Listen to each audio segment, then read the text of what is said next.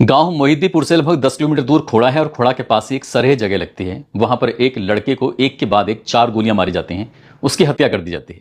जैसे ये पता चलता है कि उसकी हत्या हो गई है, उसके गांव के लोगों को ये सूचना दे दी जाती है और जैसे ही सूचना पहुंचती है उसके बाद फिर गांव के लोग उस घर में पहुंचते हैं कि तुम्हारे लड़के को किसी ने गोली मार दी है। इस सूचना के बाद फिर गांव के घर के जितने भी रिश्तेदार थे, आसपास के लोग थे, अब उस घटना स्थल की तरफ भागना शुरू कर देते हैं। लेकिन ये बात कही जाती है कि बहू को पता नहीं चलना चाहिए। जो मरा है उसकी पत्नी को अगर पता चलेगा तो बहुत ज्यादा दिक्कत हो सकती है, परेशानी हो सकती है।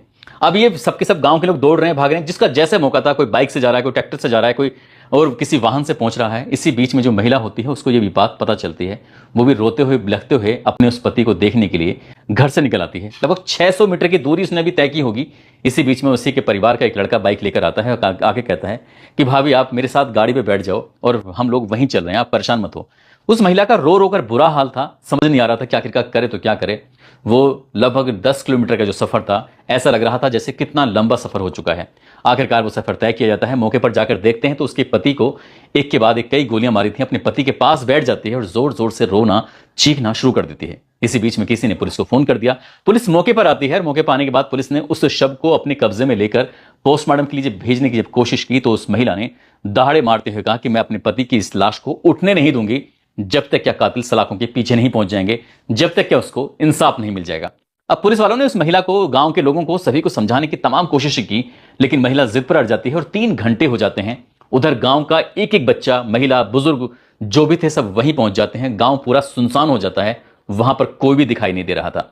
जब गांव वालों के जिम्मेदार लोगों ने बीच में आते हैं और आने के बाद उस बहू को समझाया जाता है कि जो हुआ है उसको टाला नहीं जा सकता, लेकिन आगे ना हो कुछ ऐसा, इसलिए पुलिस की मदद करो। तब पुलिस उस 3 घंटे के बाद उस लाश को कब्जे में लेती है और कब्जे में लेने के बाद पोस्टमार्टम के लिए भेजती है। पुलिस को महज 72 घंटे का समय लगा और 72 घंटे के बाद कातिलों को पुलिस ने गिरफ्तार कर लिया। जब कातिलों को पुलिस गिरफ्तार करती है तो यकीन नहीं हो रहा था कि कातिल उसी भीड़ का हिस्सा था और वो कातिल ऐसा था कि वो साथ में था, उस पर बिल्कुल भी भरोसा नहीं कर सकते थे। लेकिन पुलिस के पास सबूत थे और सबूत जब बोलते हैं तो फिर कोई कुछ नहीं कर सकता। आदाब, नमस्कार, सत श्री अकाल। मैं उस्मान सैफी। आज की जो सच्ची घटना मैं आपको सुनाने जा रहा हूं, ये सच्ची घटना है बिहार प्रदेश के जिला मोतिहारी की। और मोतिहारी में एक थाना लगता है चिरैया। चिरैया थाना क्षेत्र का एक डीही महुआई एक जगह लगती है। वहीं से एक खोड़ा मार्ग है। खोड़ा मार्ग के पास एक सरहे जगह लगती है। ये सुनसान इलाका है। ये तारीख है 16 सितंबर 2025 की शाम लगभग 5:30 बजे के आसपास एक लड़का जो कि बाइक पर मदमस्त होते हुए अपने गीत गाते हुए ऐसे जा रहा है मोतिहारी की तरफ। इसी बीच में अपाचे बाइक पर 2 बदमाश आते हैं और बदमाशों ने आने के बाद उसको तरफ इशारा किया, उससे हाय हेलो की और हाय हेलो करने के बाद उस लड़के ने, वो अपने काम में था, अपने आप से मस्त जा रहा था। इसी बीच में बाइक जो 2 बदमाश होते हैं वो धीरे से रुकते हैं। रुकने के बाद उसके बिल्कुल बराबर में जाते हैं और बराबर में पिस्टल से और तमंचे से जो उसको गोली मारना शुरू कर देते हैं। एक के बाद एक 4 गोलियां मारी जाती हैं और जैसी 4 गोली लगती हैं तो वो बाइक पर बैठा हुआ लड़का, उसकी मौके पर ही मौत हो जाती है। लेकिन इन गोलियों की आवाज किसी ने सुन ली थी। सुनने के बाद ये बाइक सवार जो होते हैं यहां से भाग लेते हैं और उसके बाद फिर आसपास के लोगों ने ये सूचना दी। आसपास के गांव के लोग, बड़ी संख्या में लोग यहां पर इकट्ठा होने शुरू हो जाते हैं। इसी बीच में किसी ने पुलिस को भी फोन कर दिया। लेकिन इसी बीच में उस लड़के की जब जेबों को टटोला जाता है, क्योंकि वो मर चुका था, उसकी सांसें थम चुकी थी, चारों तरफ ब्लड बह हुआ था, समझ नहीं आ रहा था कि करें तो क्या करें। तभी किसी ने देखा उसकी जेब में हाथ डाल के, तो पता चलता है कि उसका जो गांव है वो चिरैया थाना क्षेत्र का ही गांव लगता है, मोहिद्दीपुर। वो वहां का रहने वाला है। नाम उसका आमोद कुमार यादव उर्फ प्रमोद होता है, जिसकी उम्र लगभग 28 साल के आसपास होती है। ये 2 भाई होते हैं। ये छोटा था, उसका एक बड़ा भाई और है। ये सूचना रामज्ञा यादव यानी कि उसके पिता को जब दी जाती है तो रामज्ञा जो होते हैं उसके पिता, तो उनका रो रो कर बुरा हाल हो जाता है। वो समझ नहीं पा रहे थे कि आखिरकार करूं तो क्या करूं। लेकिन ये सूचना अब उनके पास नहीं बल्कि पूरे गांव में आग की तरह फैल जाती है। इसी बीच में जो उसकी पत्नी होती है, पत्नी को भी ये बात पता चल जाती है और पत्नी का रो रो कर बुरा हाल हो जाता है। पत्नी का नाम सुरभिता कुमारी उर्फ सोनी कुमारी यादव होता है। और जैसे ही उन्हें ये बात पता चलती है तो वो भी जिद पकड़ने लगती है कि वो भी अपने पति को देखने के लिए जाएगी। वो यहाँ किसी भी कीमत पर नहीं रुकेगी। 3 साल की बेटी होती है। 3 साल की बेटी का भी रो रो कर बुरा हाल था। इसी बीच में जो गांव से निकल रही थी तभी गांव के किसी व्यक्ति ने उसको उस घटनास्थल पर छोड़ दिया और यहाँ पर गांव का एक एक व्यक्ति, एक एक बच्चा वहां पर मौजूद था। अब इसी बीच में बस गांव वालों ने और उस महिला ने अपने पति की हत्या के बाद ये जिद पकड़ ली थी कि जब तक कातिल नहीं पकड़े जाएंगे वो किसी भी कीमत पर इस लाश को नहीं उठने देगी। बस इतना था। पुलिस ने समझाने की कोशिश की। शाम लगभग 5:30 या 5:45 बजे के आसपास का वक्त रहा होगा जब ये घटना हुई थी और धीरे धीरे करके 3 घंटे कब गुजर जाते हैं पता ही नहीं चलता। और यहाँ आसपास के लोगों का भी जमघट लग जाता है। यहाँ संख्या हजारों में पहुंच जाती है। पुलिस ने समझाने की कोशिश की। अब उच्च अधिकारियों ने नजदीकी जो डीएसपी लगते हैं उनकी ही अगुवाई में एक एसआईटी का गठन किया, और एसआईटी का गठन करने के बाद कहा कि हमें कुछ वक्त दे दीजिए, आप हमें वक्त देंगे तो हम ईमानदारी से पूरे इस मामले की जांच करेंगे, जो कातिल होंगे उन्हें हर हाल में पकड़ लेंगे। पूछा जाता है कि लड़का करता क्या था, तो पता चलता है कि ये ब्याज का काम करता था, पैसे देता था और पैसे देने के बाद ये ब्याज के पैसे जो आते थे उसी से अपना काम धंधा वगैरह उसका चलता था। लेकिन इसी बीच में उसने लड़के के बारे में जब ये पता चलता है कि ब्याज के काम करता था, तभी उसने जिससे जिससे पैसे लेन देन था उसका, ऐसे लोगों को टारगेट किया जाता है और उन्हें पकड़ा जाता है, उनसे पूछताछ की जाती है। लेकिन पुलिस के हाथ खाली थे, पुलिस को उससे उनकी जानकारी से ऐसे कुछ मिल ही नहीं पा रहा था कि आखिरकार करे तो क्या करें। फिर गांव वालों का लगातार प्रेशर बन रहा था, दबाव बन रहा था। उस मार्ग पे जितने भी सीसीटीवी कैमरे लगे हुए थे उनको भी खंगाला जाता है। तभी पता चलता है कि अपाचे बाइक पर 2 बदमाश थे। कौन थे, कहां से आए थे, उनके चेहरे दिखाई नहीं दे रहे थे। साथ ही उनकी जो बाइक के नंबर था वो भी धुंधला धुंधला सा दिखाई दे रहा था। पुलिस वाले आखिरकार अब इस मामले की जांच पड़ताल में जुट जाते हैं। साथ ही जो मरने वाला होता है, जिसका नाम आमोद कुमार यादव होता है, तो उसके मोबाइल की सीडीआर निकलवाई जाती है, ये देखने के लिए कि आखिरकार इसने किस किस से बातचीत करता है, कहीं ऐसा तो नहीं है इसी से कहीं ना कहीं रास्ता खुल सके, निकल सके। आखिरकार जब सीडीआर सामने आती है तो सीडीआर से पता चलता है कि अंतिम बार जो बातचीत हुई थी वो उसकी पत्नी से ही बातचीत हुई थी। पत्नी से पूछा जाता है, यानी कि जिसका नाम सुरभिता कुमारी उर्फ सोनी कुमारी होता है, उससे पूछा जाता है कि तुमने अपने पति से क्या बातचीत की थी, आखिर में उसके मरने से कुछ देर पहले ही तुम्हारी बातचीत हुई थी। उसने कहा हाँ मेरी बातचीत हुई थी, मैंने ये जानने की कोशिश की थी कि घर कितनी देर में आओगे। दरअसल वो अपनी बहन के घर गए होते खोड़ा, वहां से वापस अपने घर की तरफ आ रहे थे, बस मैं उनका इंतजार कर रही थी, यही जानना चाहती थी। लेकिन इसी बीच में पुलिस के कान में किसी ने कुछ थोड़ी सी बात कही। पुलिस को यकीन नहीं हो रहा था, क्योंकि ऐसे वक्त में अगर घर के ही किसी शख्स पर आप शक जाहिर करें और उधर हजारों लोगों का समर्थन उस परिवार के साथ हो, तो जाहिर सी बात है पुलिस बड़े फूंक फूंक के कदम रखती है। लेकिन पुलिस ने समझदारी से काम लिया, और समझदारी से काम लेने के बाद ये जो महिला होती है इसका नाम सुरभिता कुमारी होता है, जिसका मायका होता है बहुआई गांव होता है। वहां पुलिस ने उसकी जो मोबाइल था उससे कहा कि तुम्हारे पास कोई नंबर है, फोन वगैरह चलाती हो? हाँ चलाती हूँ। तभी उसका जो नंबर था उसकी सीडीआर निकलवाई जाती है, उसका कॉल डेटा निकलवाया जाता है, देखने के लिए आखिरकार ये किस किस से बातें करती है, क्या बातें करती है, नहीं करती है। तो पुलिस के सामने जो सीडीआर निकल के आती है वो वाकई चौंकाने वाली होती है। एक ऐसा नंबर था, उस नंबर पर वो इतनी बातें करती थी, चाहे दिन हो या रात हो, जब जब उसका मौका होता था तब तब बातें करती थी। चाहे रात के 12 बजे हो या 2 बजे हो, सुबह के या फिर 3 बजे हो, या फिर दिन में कोई मौका होता था, तब जब वो बातें करती थी ऐसा लगता था जैसे क्या 24 घंटे में 6-7 घंटे सिर्फ उसी से ही बातें होती हैं। पुलिस ने उधर तो कुछ नहीं कहा, लेकिन जिससे बातचीत होती थी उसका नाम विकास यादव होता है, जिला सीतामढ़ी, और थाना होता है वे रगनिया, और गांव होता है मसहा नरोत्तम। दरअसल पुलिस जब इसके गांव जाते हैं तो पता चलता है कि ये गांव में नहीं रहता, बल्कि छतौनी एक जगह लगती है, वहां पर किराए पर रहता है। विकास यादव के पास पुलिस जाती है और उससे बातचीत करती है कि हमें बहुत सारी बातों का पता चल चुका है, बस हम ये जानना चाहते हैं, तुम अपने मुंह से जो बताओगे उस कहानी को सुनना चाहते हैं। वो कहता है कि साहब आप क्या बात कर रहे हैं, मेरे तो कुछ समझ में नहीं आ रहा।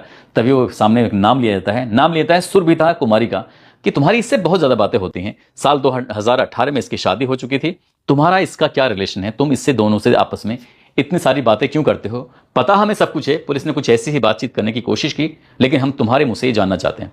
शुरुआत में तो उसने इधर उधर की बातें की, लेकिन पुलिस के सामने वो तोते की तरह बोलना शुरू कर देता है।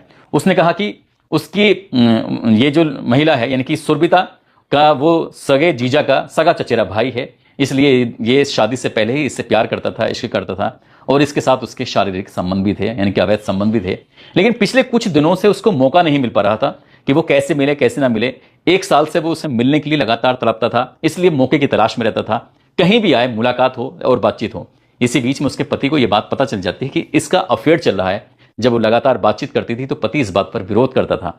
आमोद ने कई बार अपनी पत्नी को समझाने की कोशिश की कि मुझे कुछ कुछ शक हो रहा है, लेकिन जिस दिन भी शक यकीन में बदल जाएगा तो उस दिन मैं देख लूंगा। एक दिन शक यकीन में बदल जाता है और यह बात पता चल जाती है। वो अपनी पत्नी से कहता है कि मैं उसे किसी दिन जान से मार दूंगा, देखना वो किस दिन गोली का शिकार हो जाएगा। जैसे ही उसने अपनी पत्नी से आमोद ने यह बात कही तो उसकी पत्नी सुरभिता ने सबसे पहले यह बात विकास यादव यानी कि अपने प्रेमी से कही।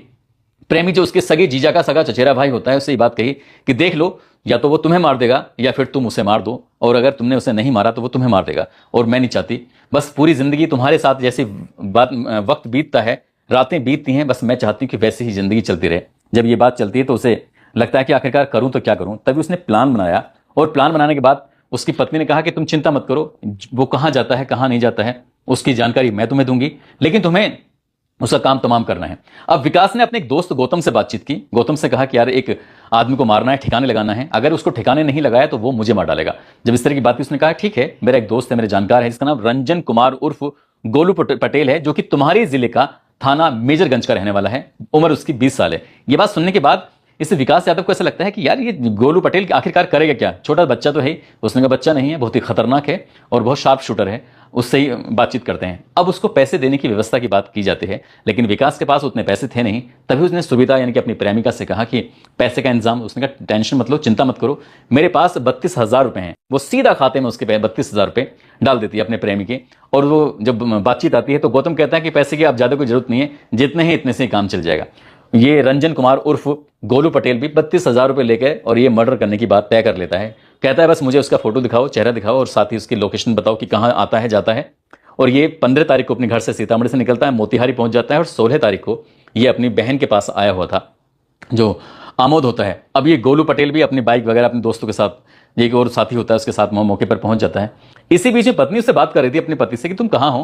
बोले मैं खोड़ा से निकलने वाला हूँ, शाम के लगभग 5:30 बजे के आसपास का वक्त हो रहा था। तब उसने कहा मुझे यकीन नहीं हो रहा है, तुम झूठ बोलते हो, हमेशा झूठ बोलते हो, सही बताओ कि तुम्हारी लोकेशन कहाँ है, तुम कहाँ पहुंचने वाले हो। तब उसने अपनी एकदम एक्यूरेट लोकेशन भेज दी थी। ये तो पता ही था कि वो कहाँ जाएगा, इसलिए पहले से ही शूटर वहां मौजूद होता है, लोकेशन उससे मिल जाती है। और जब ये बाइक से निकल रहा था, जा रहा था, इसी बीच में खोड़ा के से मोतिहारी की तरफ चल रहा था, तभी सरहे गांव लगता है। सरहे गांव के पास ही शूटर ने पीछे से बाइक लेके आता है, उससे बातचीत भी करता है और एक के बाद एक 4 गोलियां मार देता है और गोली मारकर उसकी हत्या कर देता है। अभी तक जो उसकी पत्नी थी उससे ये बातचीत नहीं हुई थी, बल्कि प्रेमी ने ही सारी कहानी बताई थी। अब पुलिस वाले उसकी पत्नी के पास पहुंच जाते हैं, सुरभिदा यादव के पास जाके कहते हैं कि हमें पूरी जानकारी मिल चुकी है, विकास यादव ने तुम्हारी पूरी कहानी खोल दी है, तुमने अपने पति को मरवाने के लिए अपने ही प्रेमी के खाते में 32,000 रुपए भी दे दिए। और उस वक्त कह रही थी जब तक कातिलों को गिरफ्तार नहीं करोगे तब तक मैं अपनी पति की लाश को नहीं उठने दूंगी। तुम किस तरह का नाटक कर लेती हो, बड़ा यकीन नहीं हो रहा, बड़ा ताज्जुब होता है। और जब ये बात गांव के उन हजारों लोगों को पता चलती है कि सुरभिदा यादव ने ही अपने पति की हत्या कराई है, और जिस दिन क्या ये घटना हुई थी उस दिन वो बार बार बेहोश हो रही थी और बेहोश होते होते गिर जाती थी। गांव वालों को ऐसा लग रहा था कहीं ऐसा ना हो ये अपनी जान दे दे, लेकिन जान तो खैर क्या देती। पुलिस ने उसे गिरफ्तार किया, गिरफ्तार करने के बाद जेल भेज दिया। पति तो मर चुका है और जो पत्नी है वो सलाखों के पीछे जिंदगी गुजारेगी, लेकिन 3 साल की जो बेटी है आखिरकार उसका क्या होगा, कैसे उसकी परवरिश होगी, सहज ही अंदाजा लगाया जा सकता है। और विकास यादव जो उसका प्रेमी है, उसने अपनी प्रेमिका को पाने के लिए अपने ही घर में इस तरह की गद्दारी की जो उसे नहीं करनी चाहिए थी। दोस्तों, इस पूरे घटनाक्रम को सोने का उद्देश्य किसी को परेशान करना नहीं है, किसी का दिल दुखाना नहीं है, बल्कि आपको जागरूक करना है, आपको सचेत करना है। और जाते जाते आपको यह भी बताना है कि क्राइम को कितने भी शातिर तरीके से क्यों ना कर लिया जाए, क्राइम कभी छिपता नहीं है। लेकिन यहां जो क्राइम किया था उसमें भले ही शातिर अपना दिखाया गया हो, लेकिन सारे सबूत पत्नी ने अपने साथ ही जोड़ रखे थे। कई कई घंटे की जो बातचीत होती थी उसमें ज्यादा देर पुलिस को ज्यादा उलझने नहीं हुई। पुलिस को वक्त इतना जरूर लगा था क्योंकि वो जिस घर में हत्या हुई थी उसी घर में वो एकदम से हाथ नहीं डालना चाहते थे बिना किसी सबूत के। हालांकि पुलिस ने इस घटनाक्रम का महज 72 घंटे बाद ही 20 सितंबर 2025 को इसका घटनाक्रम का खुलासा कर दिया।